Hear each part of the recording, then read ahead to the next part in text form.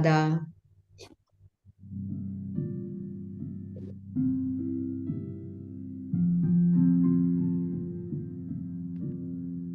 Pode começar, Wellington. Então, todo mundo seja muito bem-vindo. O Wellington se prontificou a fazer a página e a prece. Pode começar, por favor. Boa noite a todos. Elevando nosso pensamento, vamos agradecer a Jesus a oportunidade de estarmos aqui reunidos, compreendendo um pouco mais sobre a doutrina espírita, estudando um pouco mais sobre os exemplos deixados pelos nossos irmãos e tentando compreender um pouco mais sobre esta caminhada. Cada um sabe das suas dificuldades e dos problemas que passam no dia a dia, sabe dos males que os acometem, mas também sabe que tudo é uma oportunidade. E se não sabemos, vamos aprender aos poucos. Cada dificuldade, cada problema, cada situação que às vezes não compreendemos, ela vem para nos ensinar alguma coisa. E que possamos estar buscando o equilíbrio para que esses problemas nos fortaleçam, que não desanimemos, que a paz de Jesus possa nos envolver e que possamos estar mais firmes a cada dia da nossa caminhada. Graças a Deus.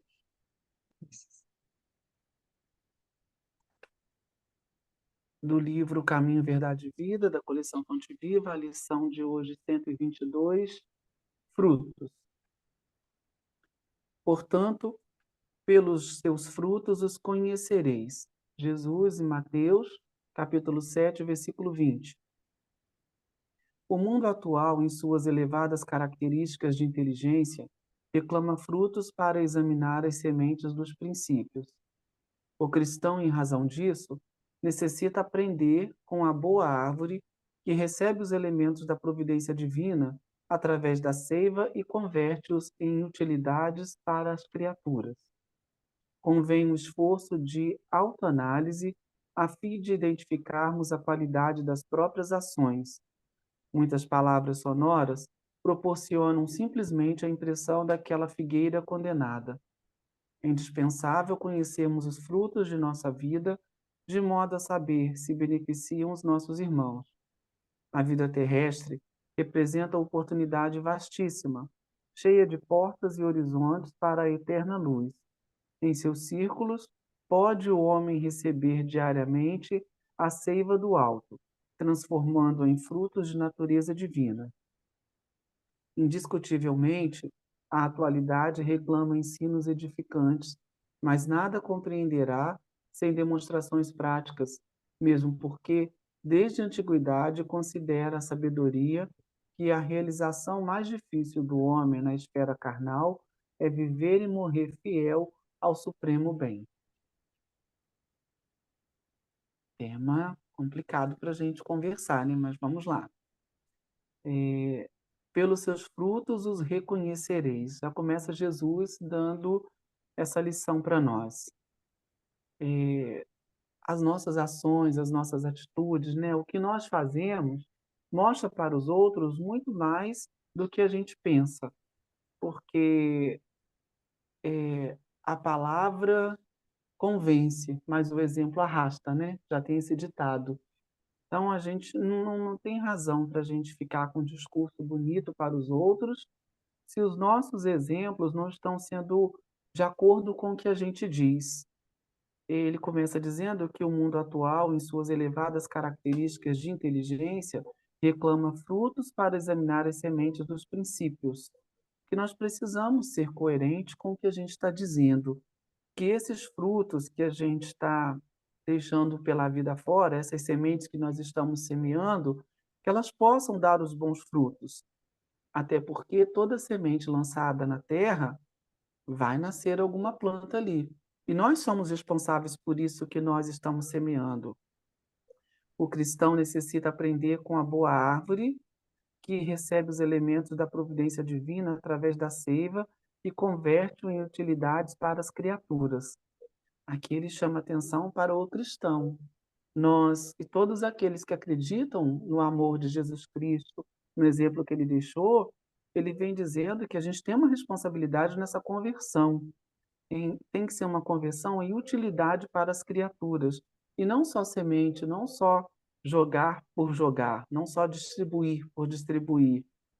Convém o esforço de autoanálise a fim de identificarmos a qualidade das próprias ações, né? Precisamos, se eu não me engano, como diz Santo Agostinho, né, no Evangelho segundo o Espiritismo, que a cada noite que a gente for deitar a cabeça sobre o travesseiro, que a gente possa fazer uma reflexão, essa autoanálise de tudo que nós fizemos durante o dia e refletir o que foi positivo e o que não foi, recomeçar no dia seguinte, até sem se sentir culpado, né, pelo que a gente não fez bem, mas começar de novo.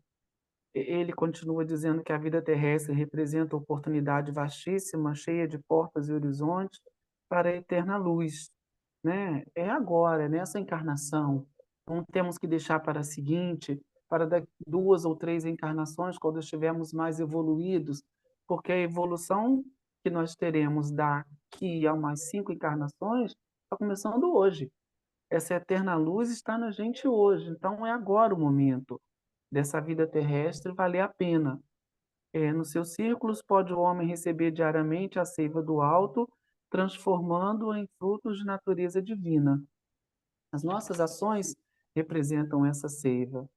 E aí ele conclui dizendo que a atualidade reclama ensinos edificantes, mas nada compreenderá sem demonstrações práticas, mesmo porque, desde a antiguidade, considera a sabedoria que a realização mais difícil do homem na esfera carnal é viver e morrer fiel ao supremo bem.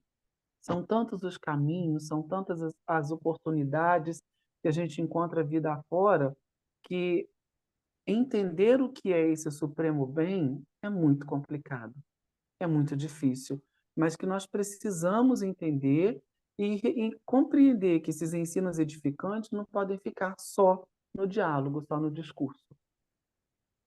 Pepita, me ajuda agora.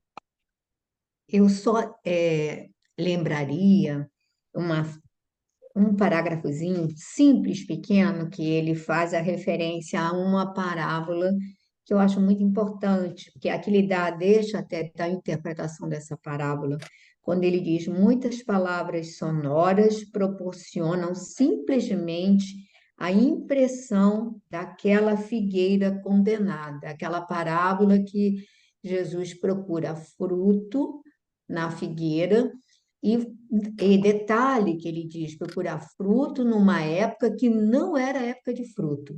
Então, nada mais natural que não tivesse fruto.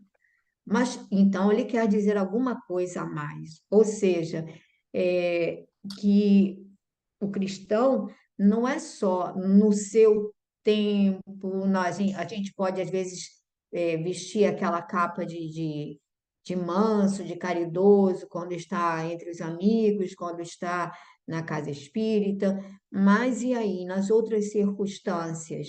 Aí a gente mostra os nossos espinhos. Então, ele diz assim: muitas palavras sonoras, ou seja, o nosso discurso, que às vezes parece apropriado, se ele não tem raízes numa atitude que o corrobore, que o fortaleça, ele é como a figueira que vai ser condenada a secar, porque não produz frutos que se transformem, como ele diz, em benefício para os outros, não é? Ele deixa claro aqui do exemplo da árvore, que ela pega os elementos da providência divina, ou seja, a seiva, a água, tudo que ela recebe, o sol, e transforma esses elementos em utilidades para as criaturas. Então, o cristão, teríamos que ser assim também nós, pegar as circunstâncias que a vida nos oferece para dar o testemunho. Como disse o Wellington, é o testemunho que arrasta, não é? A palavra, às vezes, pode ser apropriada, pode ser sonora, pode ser muito cuidadosa, mas se ela não corresponde ao nosso sentimento e à nossa ação, ela fica, é a figueira que vai ser condenada a secar, porque ela não produziu o que tinha que produzir. Então, eu achei essa parte aqui importante, que ele corrobora esse conceito aqui com a parábola da figueira. E aí ele vai falar aquilo que o Hélio já abordou, dizendo que, olha, a vida terrestre é um contínuo apresentar de oportunidades que a gente muitas vezes não reconhece. A gente se queixa, a gente reclama, a gente vê como obstáculos, às vezes, dificílimos, intransponíveis, e não vê como oportunidades. E aqui ele vai dizer que a vida terrestre representa oportunidade vastíssima, vastíssima, cheia de portas e horizontes para a eterna luz. Ou seja, é a árvore que pega tudo que a natureza lhe oferece para transformar no fruto que vai alimentar.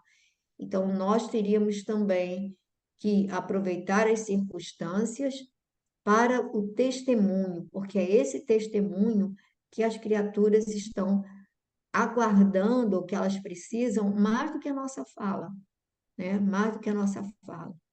Mas aquilo que o Hélio já falou, é difícil.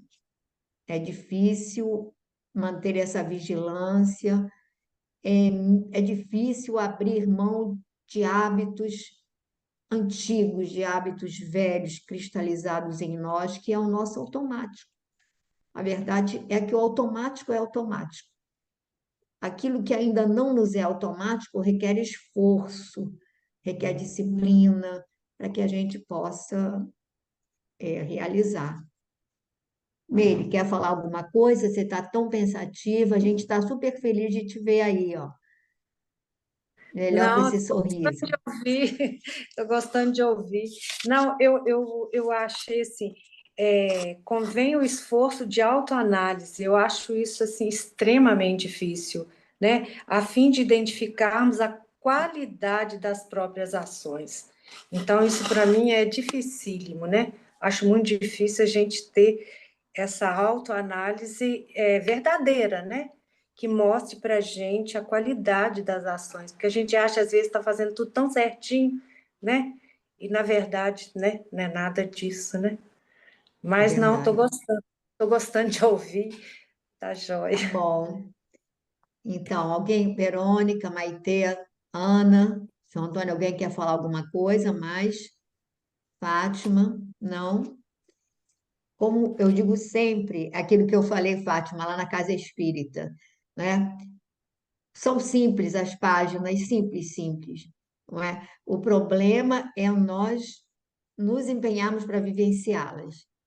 Porque outro dia, na Casa Espírita, a gente estava conversando com uma pessoa que faz parte da reunião, e aí eu disse que, olha, se nós pegássemos 3 páginas, três capítulozinhos desses, só 3, e os seguíssemos à risca, a gente já estava com a encarnação ganha. 3. Aí eu peguei e abri na sequência, os 3 primeiros. Eu falei, ó, olha o que isso quer dizer, olha isso, olha isso. Se a gente seguisse isso aqui, e, no entanto, a gente tem essas obras à nossa mão, ao nosso alcance, as consultamos praticamente diariamente. Uma que coisa difícil de trazer essas coisas para a nossa vida prática. Que dificuldade, pelo menos aqui comigo. Pode ser que vocês já estejam deslanchando, mas que dificuldade. E é por isso que o Emmanuel aborda uma mesma questão por infinitos ângulos para que a gente, ó, de algum jeito, vai entrar na cabeça dele, de algum jeito vai penetrar. E ele aborda assim os mesmos pontos de diversas maneiras diferentes para ver se, como dizia Paulo, eu me fiz tudo para todos, para por todos os meios tentar salvar alguns, né? Então, vamos lá, vamos ver o que que a gente consegue.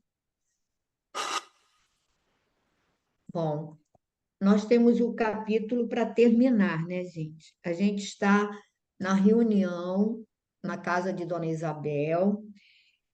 Algumas pessoas fazem petições ao Alfredo, que é o marido desencarnado, que coordena os trabalhos.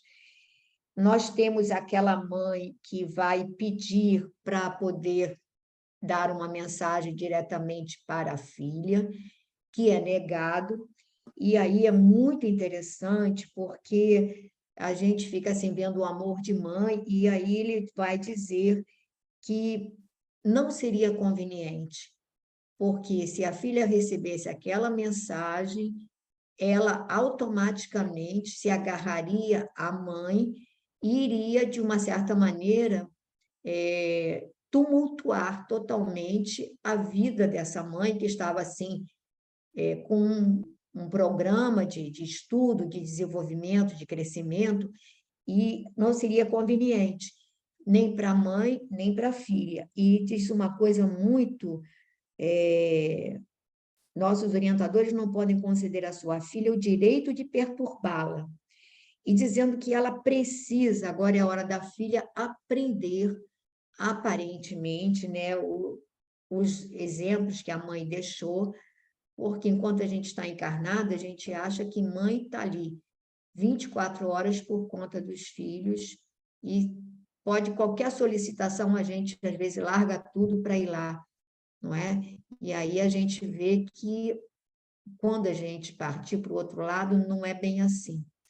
E aí ela vai dizer que ela poderá ser atendida através do sono, etc. e tal, do sonho, indiretamente, mas que diretamente não seria conveniente.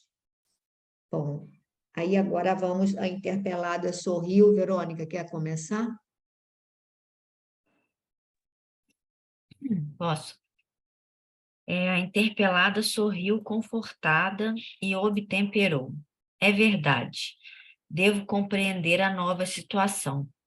Nesse instante, acercou-se de Isidoro, uma entidade amiga que solicitou: meu caro, estimaria suas providências junto dos receitistas para que forneçam novas indicações ao Amaro.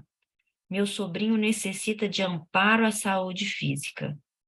O esposo espiritual de Isabel tomou uma expressão significativa e respondeu: não, não posso, meu amigo, não posso. Se Amaro pedir e os receitistas cederem, tudo estará muito bem. Mas você não ignora que o nosso doente é muito rebelde. Já lhe providenciei a obtenção de conselhos médicos do nosso plano por 5 vezes, sem que ele correspondesse aos nossos esforços. Não se resolve a adquirir os remédios indicados e, quando os obtém por obséquio de amigos, despreza os horários e julga-se superior ao método. Critica mordazmente as indicações obtidas e serve-se delas com desprezo. Naturalmente, não estou agastado com isso, como adulto que se não aborrece com as brincadeiras de uma criança. Mas você compreende que estamos lidando com um material muito sagrado e não há tempo para conviver com os que estimam a brincadeira. Além disso, não será caridade o ato de dar aos que não querem receber. Termina o capítulo? Termina, é pouquinho, falta pouco. Ah. Isidoro falava com uma inflexão de bondade fraternal que afastava todos os característicos da fraqueza contundente. Compreendi que, para atender a tanta gente e movimentar-se entre tantos propósitos heterogêneos, não seria possível tratar os assuntos de outro modo. O serviço prosseguia com enorme demonstração educativa para Vicente e para mim. O esforço dos clínicos espirituais, aliado à abnegação da intermediária, comoviam-me o coração. Era necessário, de fato, grande renúncia para atender ao trabalho compacto e numeroso no setor de assistência aos encarnados, porque poucos frequentadores do grupo pareciam manter atitude correspondente à sublime dedicação fraternal em nome do Mestre.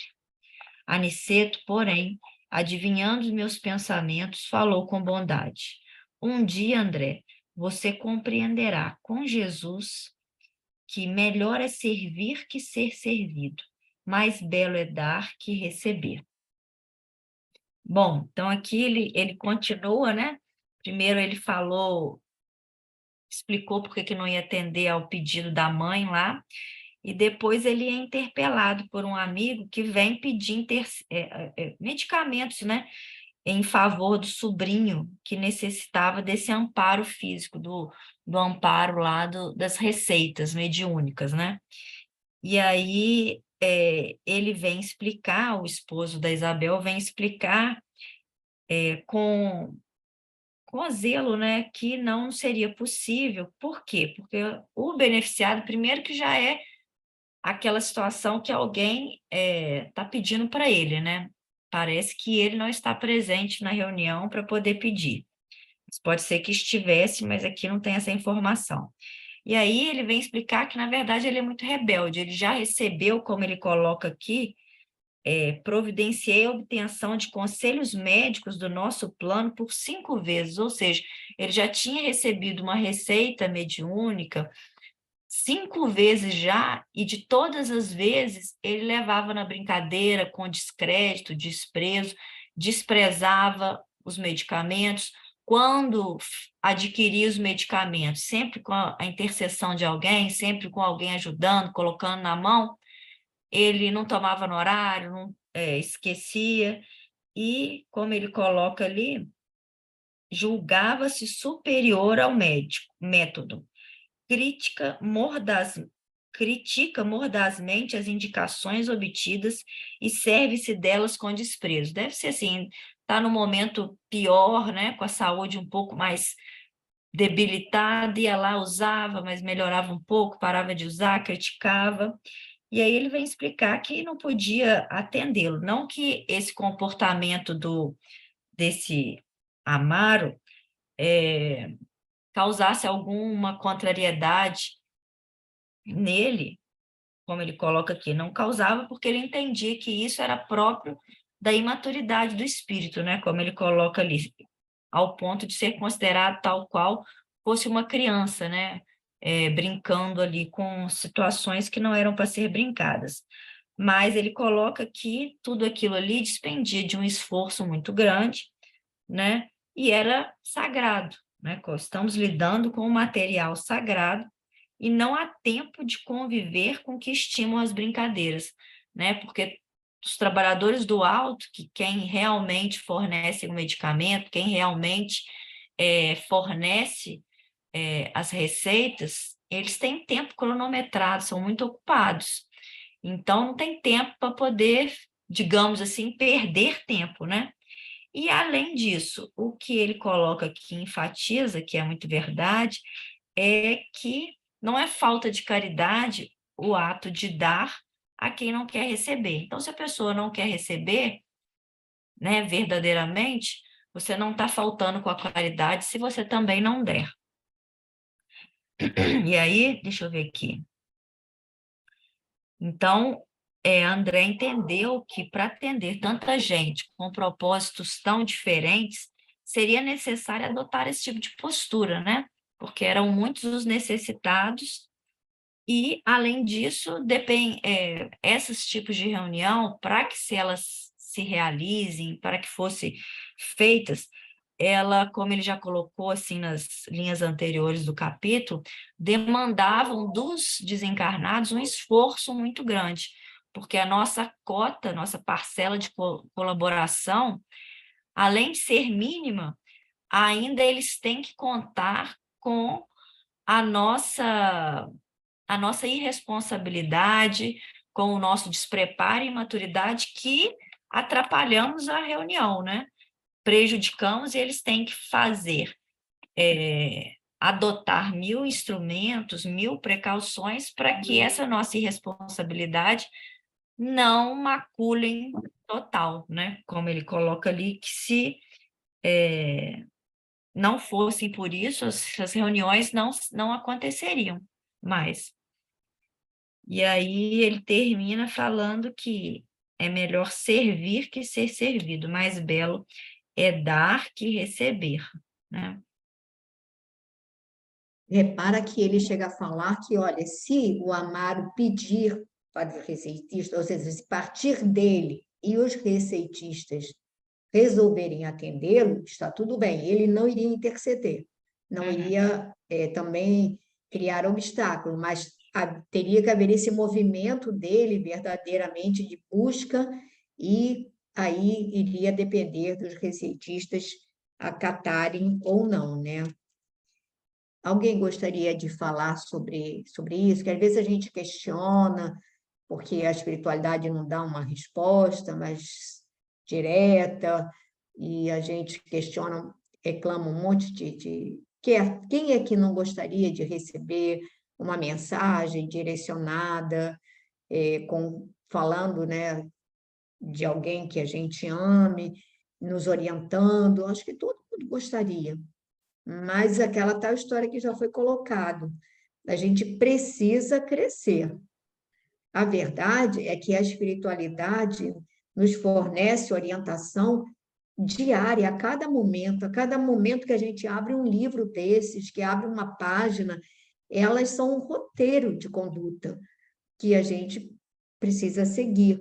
Então, não nos falta orientação. E a gente precisa aprender a selecionar as orientações que nos convém e seguir. E aí, muitas vezes, como ele coloca lá atrás, no capítulo, como é que você vai orientar uma pessoa sobre assuntos que ela já está cansada de saber como ela tem que fazer e não faz, não é? Então, aí vai de nós mesmos, né, da nosso esforço, nosso empenho para podermos estar mais atentos para que haja ressonância daquilo que a gente recebe, que aquilo possa penetrar na nossa alma e, né, proteger para poder caminhar para frente. Alguém gostaria de falar mais alguma coisa? Alguém? Não? Então, a gente vai passar para o capítulo 48, Pavor da Morte. Meire, quer começar a leitura? Posso sim. Pavor da morte. Numerosas explicações do orientador atendiam-me às indagações naturais. No entanto, restava aprender alguma coisa. Por que motivo se reuniam ali tantos desencarnados? Já que recebiam assistência espiritual, não poderiam congregar-se em lugares igualmente espirituais? Respeitosamente interroguei Aniceto nesse sentido. De fato, André, respondeu o generoso mentor, a maioria dos desencarnados recebe esclarecimentos justos em nossa esfera de ação. Você mesmo, nos primórdios da nova experiência espiritual, não foi conduzido ao ambiente de nossos amigos corporificados para o necessário encaminhamento? Não é pergunta, não, necessário encaminhamento. Grande número de criaturas, porém, na passagem para cá, sente-se possuído de doentia saudade do agrupamento, como acontece noutro plano de evolução aos animais, quando sentem a mortal saudade do rebanho. Para fortalecer as possibilidades de adaptação dos desencarnados dessa ordem ao novo habitat, o serviço de socorro é mais eficiente ao contato das forças magnéticas dos irmãos que ainda se encontram envolvidos nos círculos carnais. Esta sala, em momentos como este, funciona como grande incubadora de energias psíquicas para o serviço de aclimação de certas organizações espirituais à vida nova. Quer comentar, Meire? Eu estou meio perdida aqui, não sei não. Eu fico assim meio em dúvida. Ali atrás, é uma reunião entre encarnados e desencarnados, né? Se eu for perguntar, o livro não anda, Pepita. Não, mas você pode aqui... perguntar, pode perguntar. Não. O Wellington gosta das suas perguntas, ele estava sentindo falta das suas perguntas. Não, mas assim, pode falar assim, igual está falando aqui, né? Por que que eu concordo, os desencarnados, né, já que recebiam assistência espiritual, não poderiam congregar-se em lugares ritualmente. Aí mistura, né? Os encarnados com os desencarnados, né? Igual aquele moço no capítulo anterior aqui, que a Verônica leu. Ele era encarnado O ou Amaro desencarnado? O Era Amaro, era encarnado. o encarnado. Amaro era encarnado. Esse sobrinho necessita de amparo, porque é a saúde física, né? Então, O era Amparo é encarnado. vivo. E ele ia receber ajuda, assim, essa receita, esse remédio, dos desencarnados. É isso? Mas olha só, é porque, por exemplo, o Chico Xavier, ele tinha todo um trabalho, ele era um dos que tinha o trabalho do receituário mediúnico. Então, eles passavam, a receita vem com o nome, vem com as medicações, normalmente homeopáticas, mas às vezes não são homeopáticas, e vem orientação a como você vai tomar. Tá? Então, isso é um trabalho que, digamos assim, o Chico fazia, mas a dona Ivone do Amaral Pereira também fazia. A Federação Espírita Brasileira tinha um setor de receituário, acho que ainda tem, de receituário mediúnico. Então, várias casas, a Casa André Luiz, aqui no Rio de Janeiro, também tem serviço de receituário mediúnico. Várias instituições têm esse serviço. Você precisa ter um médium receitista, tá? Que é usado pelos receitistas de lá, que seriam pessoas que têm o conhecimento não só da medicina física, mas da medicina da alma para receitar, tá? E também orientações. Muitas vezes vem papelzinho com recomendações. Às vezes, assim, olha, precisa estudar o Evangelho, precisa, assim, vem algumas orientações, às vezes básicas também, tá? Então, a verdade, Meire, é que, por exemplo, nós estamos aqui reunidos. Aí vai dizer assim, olha, isso não é uma reunião, mas é uma reunião. Mesmo que cada um esteja no seu quadradinho, nós estamos conectados a uma cúpula espiritual coordenando essas atividades e são trazidos muitos irmãos para ouvir essas nossas, vou dizer, reflexões. Porque muitos desencarnados desencarnam, a gente vai ver agora nesse capítulo, e ficam totalmente desorientados, porque não receberam em vida nenhuma orientação religiosa preparando-os para o mundo de lá. Então, você imagina você chegar do lado de lá, não sabe de nada, não sabe nem que morreu, você teve uma dor, de repente, aí você acorda num lugar, vê pessoas que você não conhece, você está perdido, deve ser bem desconfortável. Então, esses irmãos normalmente são trazidos para esses grupos de estudo, como o nosso é um grupo de estudo simples, básico, não é? Mas que há companheiros espirituais que precisam desse básico também. E junto com os esclarecimentos, tem a energia que é emanada por todos nós, que é um magnetismo animal, quer dizer, é um fluido vital que tem, digamos assim, uma energia própria do nosso corpo físico também, e que eles se ressentem profundamente dessa, como é que eu diria assim, dessa saudade do rebanho. Ele vai dar esse exemplo.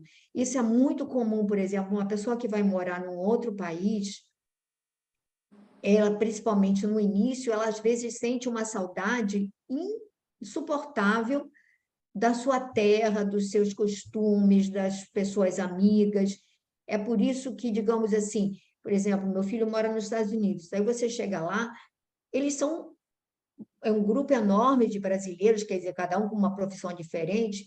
Tem a menina que é babá, tem o outro que é engenheiro, tem o outro que é pesquisador, vários pesquisadores, tem outro que é universitário, mas eles formam um grupo tão assim, tão próximo, eles se ajudam tanto, mais do que a gente aqui com a própria família. Por quê? Porque é como se essas pessoas, quando se reúnem, falassem para eles da vida, do país, dos seus costumes, é algo assim forte.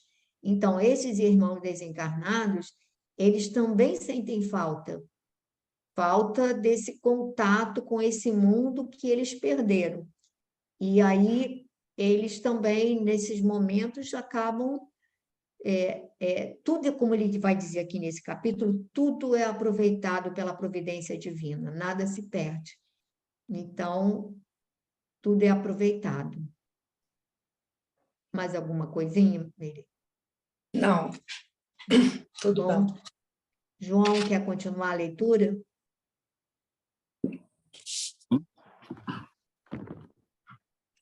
E designando a grande assembleia de necessitados, continuou: os irmãos, nas condições a que me refiro, ouvem-nos a voz, consolam-se com o nosso auxílio, mas o calor humano está cheio de um magnetismo de teor mais significativo para eles.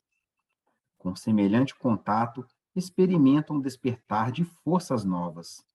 Por isso, o trabalho de cooperação em tempos desta espécie oferece proporções que você, por agora, não conseguiria imaginar. Não observou os preguiçosos, os dorminhocos e invigilantes que vieram colher benefícios nesta casa? Pois eles também deram alguma coisa de si, deram calor magnético e radiações vitais proveitosas aos benfeitores deste santuário doméstico, que manipulam os elementos dessa natureza, distribuindo-os em valiosas combinações fluídicas às entidades combalidas e inadaptadas. E sorrindo, concluiu bondoso: tudo tem algum proveito, André. Nosso pai nada cria em vão. Terminada a reunião com benefícios gerais, que não me cabe descrever pormenorizadamente, atendeu Aniceto ao facultativo, desejoso de aproveitar-lhe o concurso nobre junto aos clientes. Grande número de vezes, exclamou o receitista do grupo de Dona Isabel, como a prestar informações a Vicente e a mim. Não só ministramos medicação aos corpos doentes, mas também orientamos os desencarnados que, no concurso da moléstia, se encontram sob nossa assistência. E são sempre muitos? Indaguei. Número crescente, elucidou atencioso. Há ocasiões em que contamos com a cooperação de amigos ou parentes espirituais dos enfermos, mas, na maioria dos casos, somos forçados a agir por nós mesmos. Felizmente, quase nunca estamos sem auxiliares dedicados e ativos. Há companheiros que se consagram a cuidar de tuberculosos, cegos, aleijados, leprosos, perturbados e moribundos isoladamente. São eles nossos devotados colaboradores em todas as situações. Vamos comentar, João? Sim. Aqui ele começa, né, falando que né, o porquê talvez, né, desses irmãos, né, o que foi lido pela Meire anteriormente, aqui completa, né, o porquê que, né, o André ficou com essa dúvida, né, por que esses irmãos não são atendidos em esferas espirituais, né? Claro que, né, o desencarnado ele se encontra num plano espiritual, mas muito ainda ali ligado, né, a crosta aqui, né? Porque esses espíritos, né, que se desencarnam ainda muito apegados aqui à vida que tinham, a bens, a pessoas. Então, eles ainda muito imantados aqui, é mais fácil para a espiritualidade tratar desses irmãos aqui, né? Porque até por questão de percepção, né? Por questão do sentir, né? Das forças a que eles ainda estão ligados, né? Então aqui ele fala que eles encontram auxílio, né? O auxílio a que eles têm acesso, a que eles podem chegar até eles, né? Tá ligado a esse magnetismo, né, do calor humano, né, que é algo que ele ainda creio assim que é algo que eles têm condições de sentir, de perceber, de absorver, do que talvez se eles fossem levados para outras esferas, talvez aquilo trouxesse até mais perturbação para eles, né? E por isso que tem esses trabalhos de cooperação nesses tempos dessa espécie, né? Mas que oferece, né? Ele diz aqui, né? Que oferece proporções que você por agora não conseguiria imaginar, né? Porque às vezes a gente pensa que, nossa, por que tem esse tipo de trabalho, esse tipo de serviço nessas condições que às vezes aos nossos olhos são precários? Não, né? A gente não consegue às vezes enxergar a magnitude, né, o alcance desses trabalhos, né, o quanto são úteis para esses irmãos. E até esses irmãos encarnados que vão para essas reuniões, né, a gente leu anteriormente, irmãos que vão lá, relapsos, chega lá, mas com a cabeça ainda nas coisas do mundo, mas que é aproveitado, né? Que nada ali é perdido, tudo a espiritualidade, né? Se aproveita de tudo, até na doação desses fluidos, desses irmãos encarnados que estão ali, que estão, às vezes, desligados, desatentos, invigilantes, é aproveitado ali a doação desses fluidos, né? Para eles manipulam, né? Manipulam e transformam, às vezes, esses fluidos, essas emanações, em medicamentos, né? Em bálsamos para esses irmãos que estão ali, os irmãos encarnados, principalmente, né? Que estão ali comparecendo a essas reuniões. Ele diz, né? Você tinha mencionado, né, Pepito? Ele fala que tudo tem algum proveito, André. Nosso Pai nada cria em vão. Então, nada que há no mundo, nada que há na natureza, né, seja no plano espiritual ou no plano carnal, é desperdiçado, é inaproveitável, né? Tudo tem uma finalidade, tudo tem um proveito, né? Ele continua aqui, né? Terminada a reunião com benefícios gerais, tá. Eu acho importante, João, quando ele diz aqui, que é uma coisa importante, que ele diz que muitas vezes eles prestam orientação, auxílio, tratamento aos desencarnados que no curso da moléstia se encontravam sob nossa assistência, ou seja, a espiritualidade, por exemplo, na nossa casa, a gente tem o tratamento espiritual à distância. Então, quando, você vê, eu não me lembrava disso, mas quando a pessoa desencarna durante o tratamento, nós continuamos fazendo o tratamento, só colocamos que ela desencarnou, que a gente entende que aquela pessoa partindo, ela precisa também desse auxílio. E aqui você vê que é exatamente isso que eles fazem. Eles estão auxiliando durante a enfermidade, e aí esses irmãos desencarnam, e eles continuam dando assistência, continuam ali encaminhando, orientando, aquela coisa toda. Então, acho que isso aqui é muito...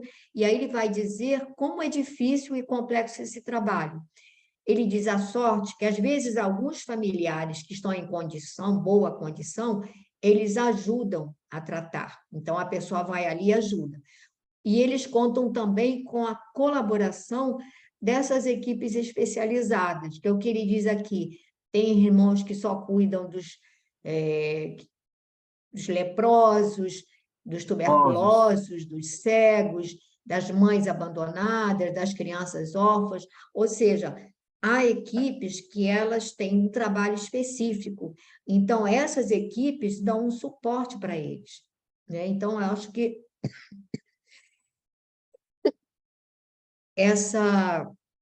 uma reunião dessas, eu acho que é um verdadeiro, como diz Emmanuel, é um trabalho de cooperação imenso. A gente não tem ideia.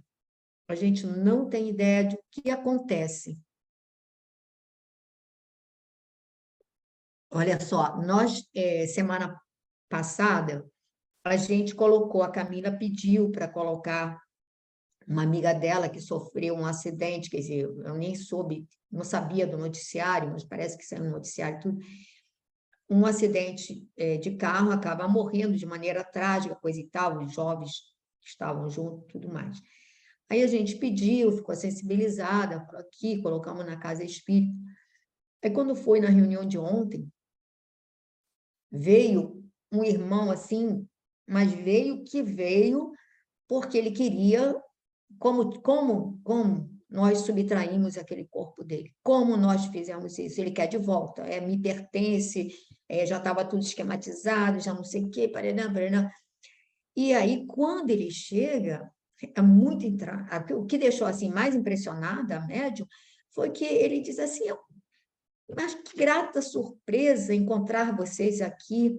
Quer dizer, eles nos conheciam, né? Então, aí a gente vai ver aquilo que o Hermínio Miranda fala. Ninguém chega a um grupo, a alguma instituição, por acaso. O serviço, a coisa assim, é tão entrelaçada, é tão coisa, quer dizer, ninguém de nós conhece a moça. Assim, ninguém, teoricamente, ninguém conhece, né? E, no entanto, ele vinha nos cobrando muito, mas muito, muito, né? Porque ela havia sido resgatada, quer dizer, uma boa notícia, né? Não sabe se ela vai se submeter aos cuidados e tudo mais. Mas o que mais estranho é que esse espírito que estava atrás, né, dela, esse grupo que estava atrás dela, nos conhecia de outras eras, olha que coisa. Aí vem aquele negócio, aí você diz assim, gente, como é que pode? Como é que a gente fica achando que, olha, estou vendo o Wellington aqui pela telinha, sabe? Da onde a gente se conhece? Como a gente se liga? Como a gente se conecta em momentos, às vezes, tão assim, especiais, né? E aí a gente descobre que não é um acaso, que não é... Isso aí é só um exemplo, né, do que acontece numa reunião, viu, Mê? O que acontece? A gente não tem ideia do que acontece. Muito mais do que a gente possa imaginar. Alguém gostaria de falar alguma coisinha a mais? Maitê, você quer continuar a leitura?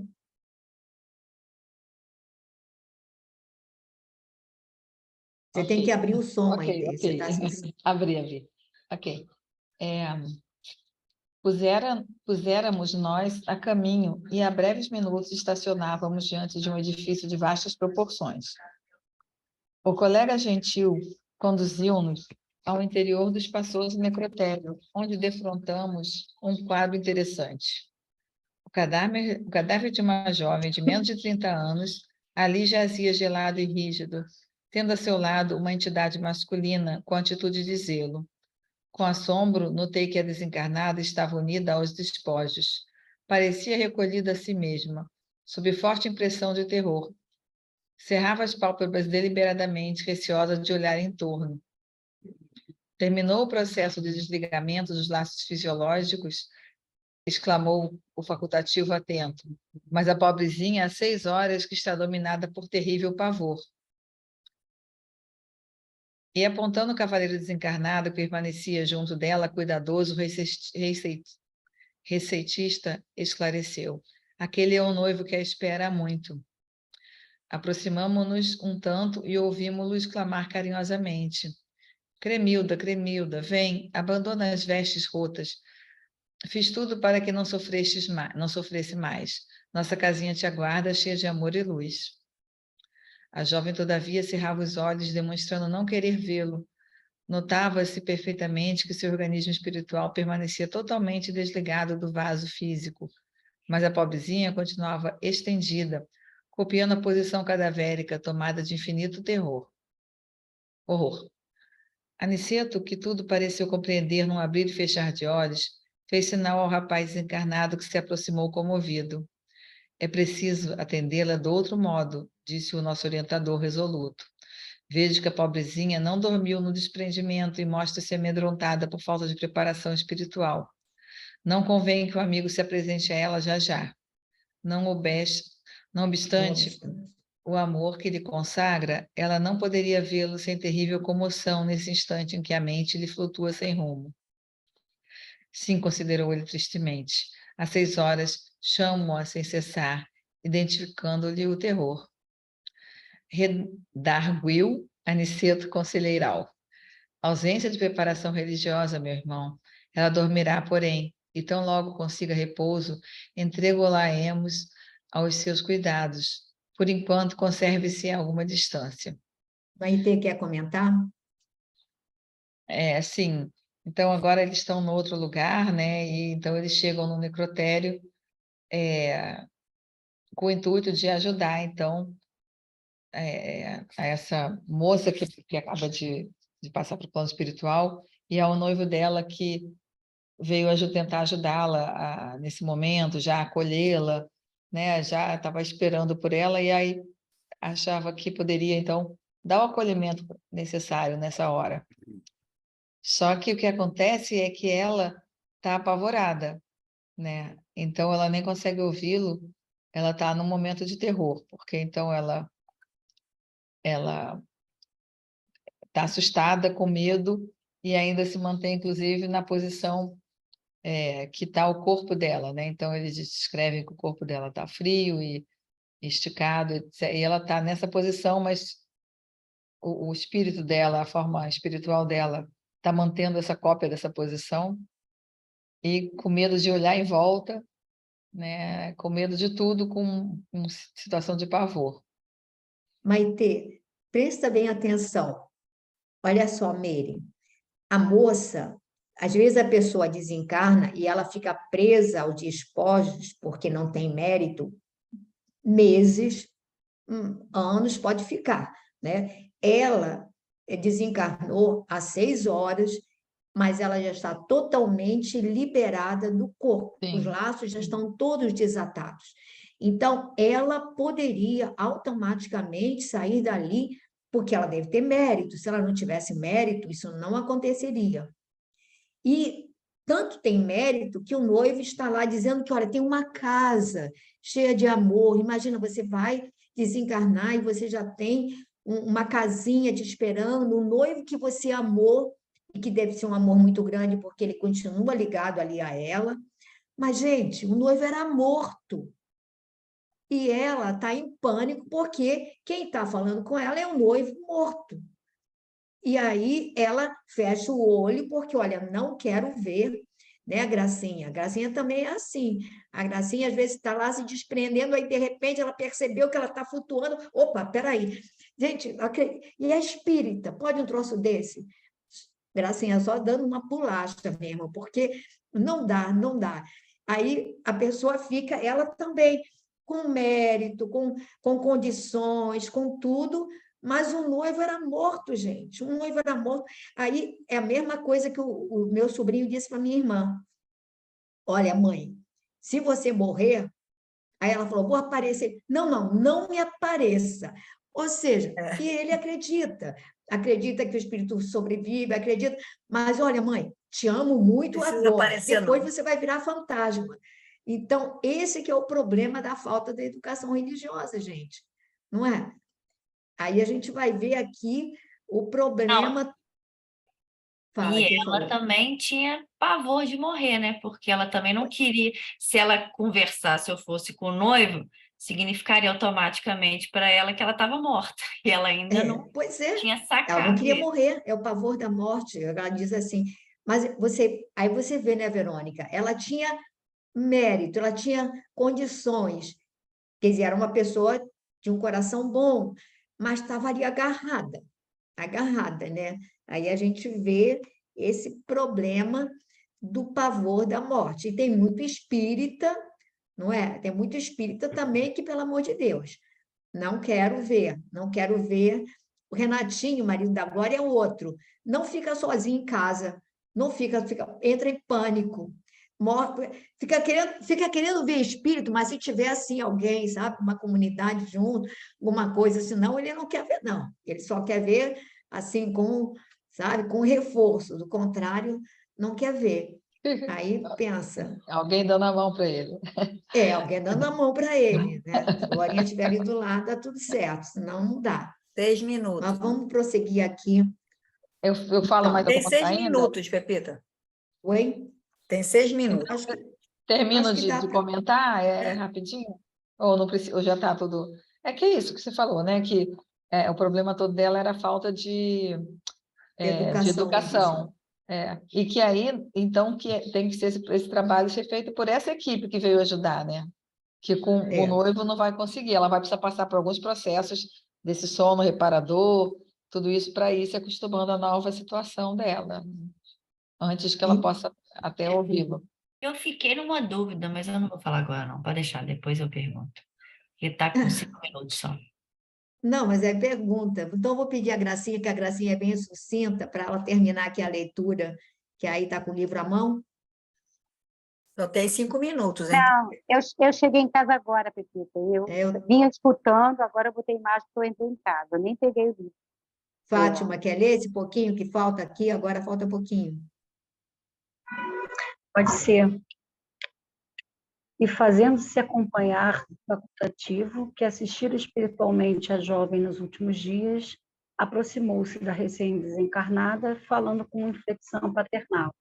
Vamos, Cremilda, ao novo tratamento. Ouvindo-o, a moça abriu os olhos espantadiços e exclamou: Ah, doutor, graças a Deus! Que pesadelo horrível! Sentia-me no reino dos mortos, ouvindo meu noivo falecido há anos chamar-me para a eternidade. Não há morte, minha filha, objetou Aniceto, afetuoso. Creia na vida eterna, profunda, vitoriosa. É o senhor o novo médico? Indagou confortada. Sim, fui chamado para aplicar-lhe alguns recursos em bases magnéticas. Torna-se indispensável que durma, descanse. É verdade, tornou ela de modo comovente.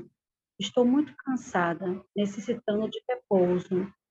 Recomendou-nos o instrutor em voz baixa, prestássemos auxílio em atitude íntima de oração.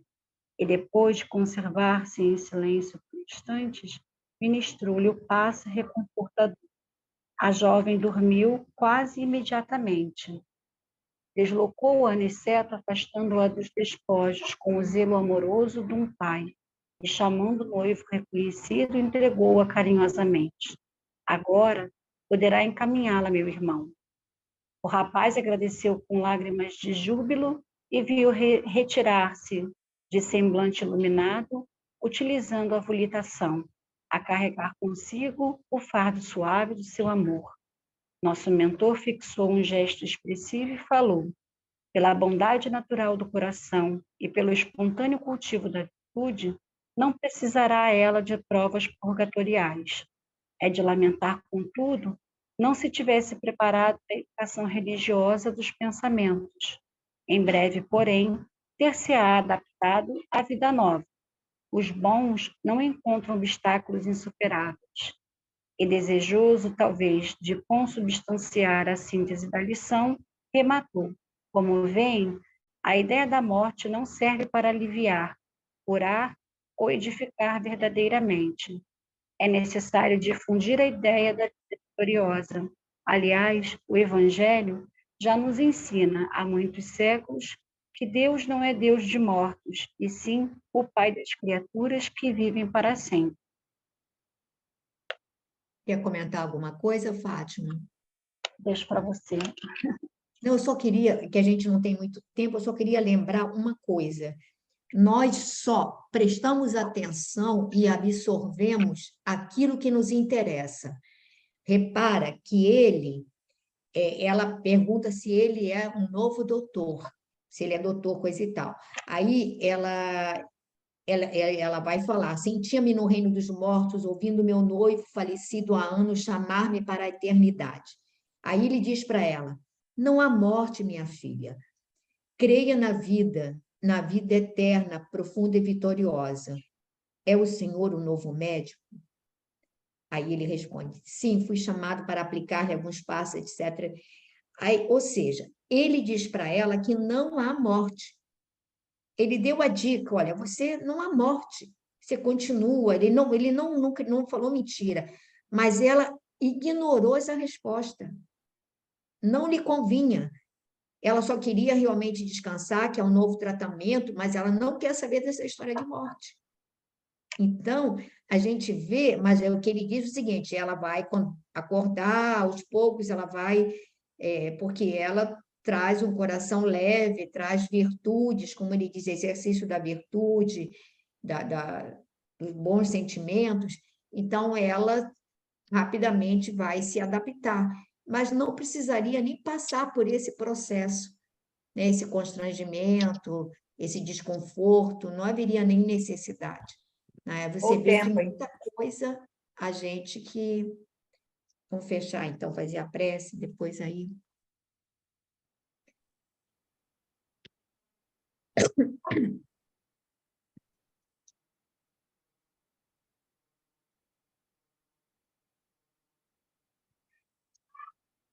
Senhor Jesus, Mestre amado, queridos amigos, aqui estamos terminando o nosso estudo e agradecemos o amparo, a tutela, o carinho, como temos a certeza de que todos nós recebemos e da assistência que todos nós recebemos. Pedimos, Senhor, que possas abençoar os nossos lares, que possas abençoar a todos que compartilham a nossa caminhada, familiares, parentes, amigos, companheiros de trabalho, onde nos encontremos, Senhor, que possamos estar atentos para aproveitar as oportunidades que nos concedeis e transformá-las em frutos que possam, de alguma maneira, nutrir, alimentar, não apenas a nós, mas aqueles que estão conosco. Pedimos também, Senhor, por todos os nossos irmãos desencarnados, por todos aqueles que foram mencionados, que passaram por nosso pensamento, que estão aqui em nossos cadernos de prece. Ampara-os, Jesus querido. Pedimos também pela irmãzinha, a mãe da nossa querida Gracinha, que se encontra enferma, depois de uma longa jornada de trabalho, de crescimento, de aprendizado. Abençoa-a, Senhor, para que ela possa ser amparada agora, Senhor, nesse processo de enfermidade. Então, nós te pedimos encarecidamente que derrames as tuas bênçãos, não apenas sobre nós, não apenas sobre os espíritos que foram trazidos para participar desse momento, mas te pedimos por todos aqueles, Senhor, que espreitam os nossos passos com a intenção de criar embaraços. Mas eles também, Senhor, são irmãos nossos, carregando dores e feridas. Não têm noção do que fazem, alimentando ódios, muitas vezes seculares. Se afastam dos seus amores, sentem a solidão desse afastamento. Então nós te rogamos, Senhor, abençoa-os e ampara-os. Fortalecei-os, Senhor, para que eles possam cair em si e perceber que só o amor é capaz de nos trazer bem-estar e nos redimir. Então, Senhor, fica com todos, agora e sempre. Que assim seja.